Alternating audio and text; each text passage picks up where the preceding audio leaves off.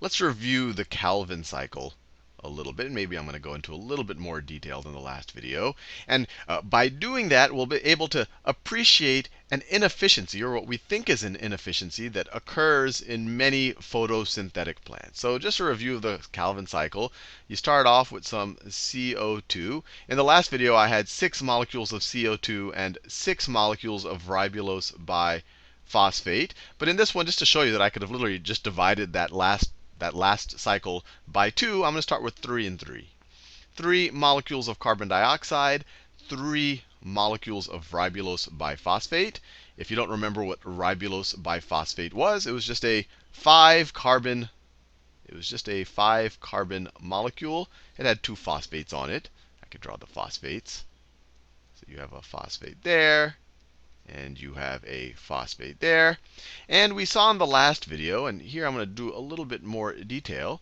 And of course, carbon dioxide, there's only 1 carbon here. I mean, I could just draw a carbon like that. I mean, I don't want to draw the oxygens right now. I just want to focus on just the carbons and maybe the phosphates. But in the last video, we saw that these two merged, or these two reacted. They reacted in the presence of ribulose biphosphate carboxylase, which is this enzyme. It was that big protein that I showed you in the last video, and it's called rubisco for short. So I'm going to put rubisco in the middle of this whole cycle, because all of this is going on along with the rubisco enzyme. These molecules are joining onto the rubisco enzyme, and then the ATP and the NADHs are reacting on different parts, and that's essentially what's driving the whole reaction. So you have all of this is happening with that big rubisco protein or enzyme or whatever you want to call it. And this just stands for ribulose biphosphate carboxylate. So it's essentially telling you that it merges a carbon onto ribulose biphosphate.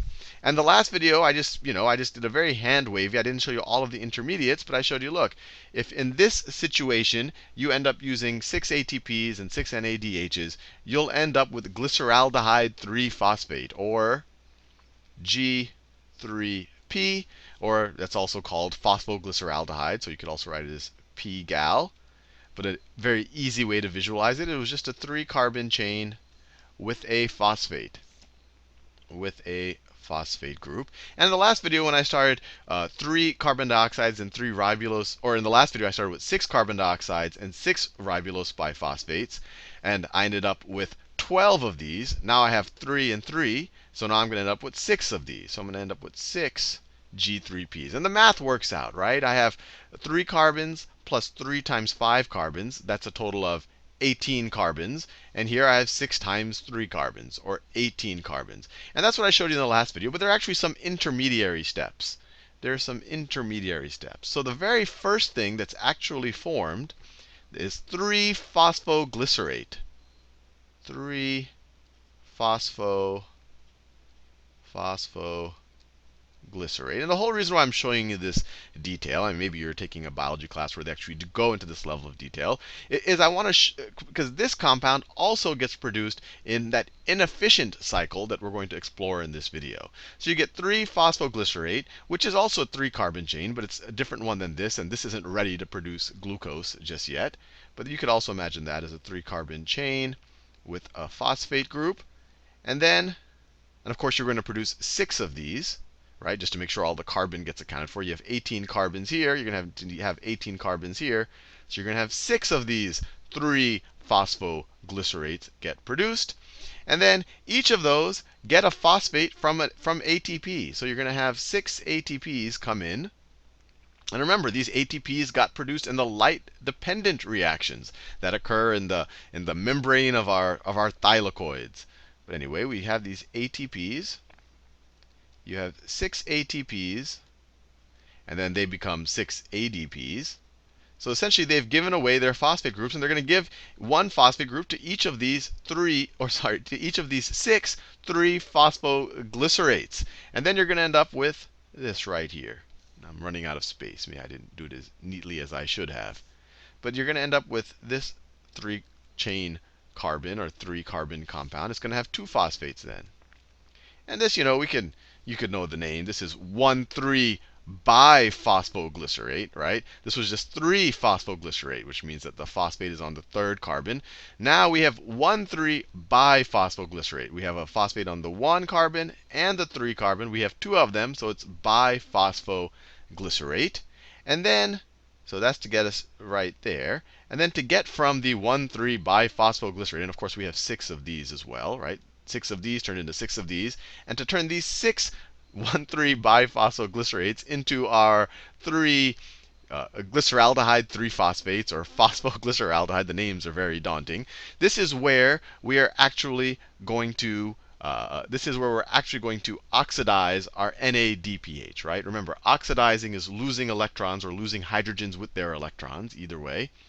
So here, on this step right here, 2 things are going to happen, actually. You're going to have 6 NADPHs become 6 NAD pluses. So they're losing that hydrogen and the electrons. And also 1 phosphate is going to be lost from each of these molecules. And then you're going to also have plus 6 of the phosphate groups. The phosphate groups don't get lost here. They get added onto these molecules right there. And then we end up with our 6 glyceraldehyde 3-phosphates, which we learned in the last video. We can then use to produce fuel or glucose or other carbohydrates in the cell. But we also learned that this is called the Calvin cycle. So all of it doesn't get used to produce actual glucose or other carbohydrates. Most of it, out of the 6, 5 of them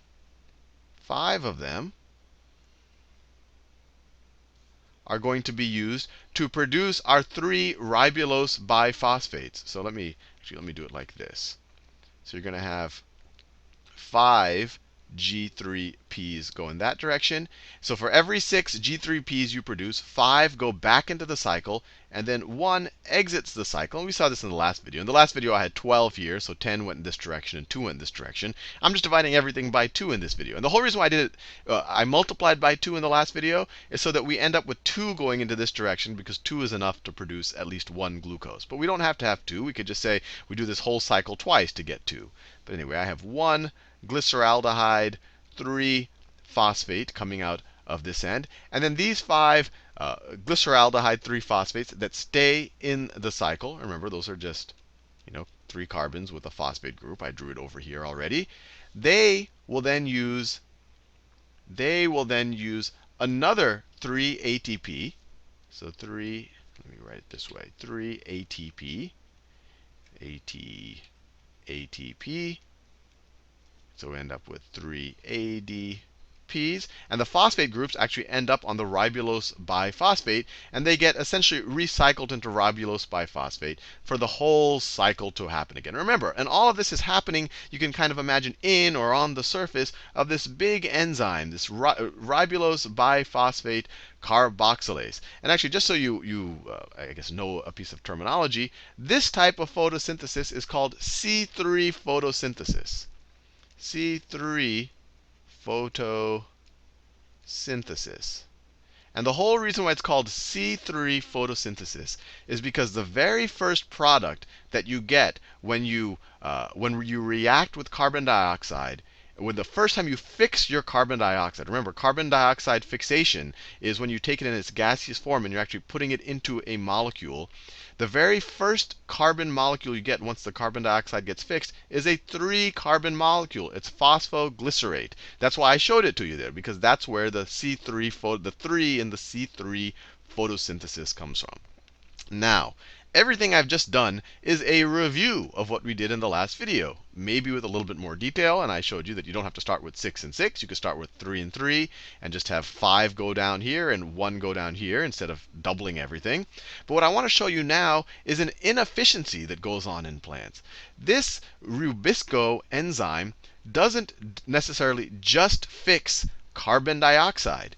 It can also react with oxygen. And actually, its name is ribulose biphosphate carboxylase oxygenase, which means it can react with carbon or oxygen. And this mechanism, so let's say you have your ribulose biphosphate hanging around. We're in the stroma of some of our chloroplast. So let's say we have our 5 ribulose biphosphates.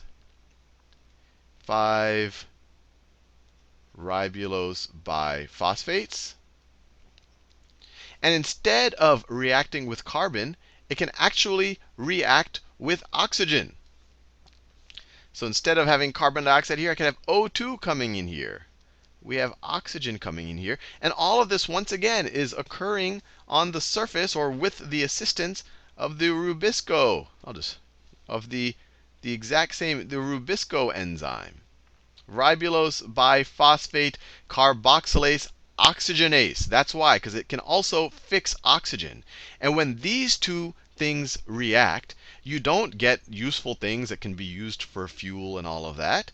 The first you end up with, and my drawing is a little messy. You end up with if these two guys react, you'll end up with 5 molecules of this guy right here. 5 molecules of this 3-phosphoglycerate right there. Remember, here we ended up with 6 of them, but now we're only going to end up with 5 phosphoglycerates. 5 phosphoglycerates. And I know the names are all very confusing, but the basic idea is to remember that what's happening here is carbon dioxide isn't getting fixed, oxygen can get fixed. And you end up with 5 phosphoglycerates, and you actually also end up with 5, this is called phosphoglycolate. I know these are very daunting names. And phosphoglycolate, which is a 2-carbon molecule, which makes sense because we only have 5 carbons to start with. This thing right here is a 3-carbon molecule. That's a 3-carbon molecule. And this right here is a 2-carbon molecule. So this right here is going to be a 2-carbon molecule, and it has a phosphate group. So as you can imagine, in this situation, we're not going to be able to keep going forward and produce our glyceraldehyde 3-phosphate, which we can then use to make up carbohydrates. We're stuck. We just have these 5 phosphoglycerates, and these can go on, and some percentage of them, but the ratios are all getting messed up. But everything doesn't necessarily happen this cleanly in the cell. These things can go on, but we have one less being produced. And this thing right here, it's actually using up some of our carbon from our ribulose biphosphate. And if this thing kept going up, all of our ribulose biphosphate is going to get eaten up. We're not going to be able to continue on into this cycle over and over again. And actually, this is kind of a waste product. Right here, this is a waste product. Or we think it's a waste product. And this actually has to exit your chloroplast and actually get processed by other organelles in the plant cells. And these are called these kind of waste processing organisms or organelles in your cells. These are peroxisomes.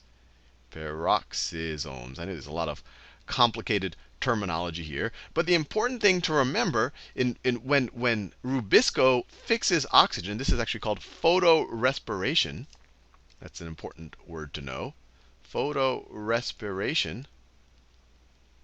All of a sudden, instead of being able to carry forward with your Calvin cycle and produce a lot of sugar, instead you're depleting your Rubisco. So this is a very bad process. This is going to get in the way of your Calvin cycle. And remember how important each of these G3Ps are, right? Because for every turn of the Calvin cycle, or at least the way I did it, we only produce 1 G3P that actually gets used for something useful. The other 5 G3Ps have to go back to produce Rubisco again. So you can imagine, or not Rubisco, to produce RuP, ribulose biphosphate. Rubisco, of course, is the enzyme. So in this situation, we only have 5 phosphoglycerates to begin with. Maybe if we have our ATP or an NADH, we can convert these 5. It doesn't have to go in this direction, but maybe we can convert these 5 phosphoglycerates into 5 glyceraldehyde 3-phosphates, G3Ps. But then all of these are going to be used back to produce our ribulose biphosphate. So to go from here to here, we actually had to use up ATP and NADH. And then to go from here to here, we had to use more ATP. But we went through this whole cycle, and we didn't produce anything in terms of useful things that can be used to, essentially sugars or carbohydrates that can be used to fuel or provide structure for the plant in any way. So this is a completely, or we think this is a wasteful process. Wasteful process. So, people wonder, you don't, when you look at a lot of biological systems, you don't see wasteful processes all the time. You would have said, well, wouldn't a natural selection have selected against this? And some people believe that this is just a remnant from our evolutionary past, or our plant's evolutionary past, where there wasn't a lot of oxygen in the atmosphere. And if there wasn't a lot of oxygen in the atmosphere, this was not that likely. Was not that likely of an occurrence. But there are some people who actually believe that no, this might actually have been selected for a natural selection, because if there is a lot of oxygen hanging around in the cell, that oxygen, more than you need, that oxygen might actually react with your ATP and create other harmful compounds in the cell. And this might be a way of kind of sopping up the harmful oxygen that's actually hanging around the cell. So who knows? But it's an interesting idea that you have this one enzyme that can react with ribulose biphosphate and carbon dioxide. And if that happens, we just get our regular Calvin cycle. Or it can react with ribulose biphosphate and oxygen, and actually fix oxygen into these two molecules, especially the phosphoglycolate, which we think is a waste compound. And if you just went on and on in the Calvin cycle in this way, you will not produce any useful sugars. So in the next video, what I want to do is study some plants that have been able to get by this photorespiration problem. And you can imagine photorespiration could be a really big deal, or it could be very harmful in situations where one, it's very important for a plant to be very productive of sugars. And it can also, we'll see, it can be a problem, and well, it's definitely a problem if there's a huge amount of oxygen content. But in the next video, I'm going to show you plants that have gotten around this problem by, instead of performing C3 photosynthesis, which is kind of the classic Calvin cycle that I just showed you, they perform C4 photosynthesis. And I'll show you what that means in the next video.